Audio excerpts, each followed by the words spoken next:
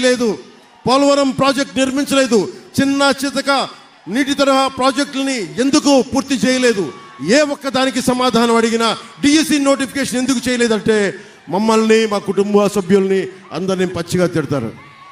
ఇలా బూతులు తిట్టే వాళ్ళందరికీ ఒకటే చెప్తున్నాం, భవిష్యత్తులో జనసేన, భారతీయ జనతా పార్టీ చాలా బలమైన సంస్థాగత నిర్మాణంలో తెలుగుదేశం పార్టీ ప్రభుత్వం స్థాపించబోతుంది. ఒకళ్ళొకళ్ళకి తాట తీసి కింద కూర్చోబెడతాం, మర్చిపోకండి.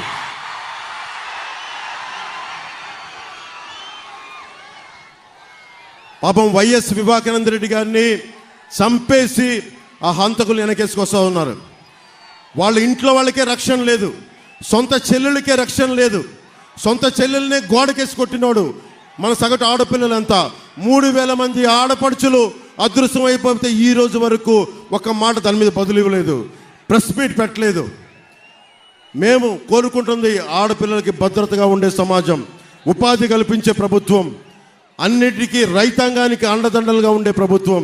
సిపిఎస్కి ఇందాక తణుకులో చెప్పాను, ఎక్కడికి వెళ్ళినా సరే సిపిఎస్ గురించి, ఉద్యోగుల గురించి అడిగితే నేను ఒక ఉద్యోగి కొడుకుగా చెప్తున్నాను. దీనిని ఒక పరిష్కార మార్గం కనుక్కుంటాం, మాట్లాడతాం అసెంబ్లీలో. ఇంత వైసీపీ 151 మంది సభ్యులు, 30 పైగా పార్లమెంట్ సభ్యులు పెట్టుకుని ఏ ఒక్కరికి కూడా ఈ రోజు వరకు సమాధానం లేదు. నీకు డిబేట్స్ లేవు అసెంబ్లీలో. మీరు ఊహించుకోండి, ఇప్పుడు దాకా జరగని అద్భుతమైన డిబేట్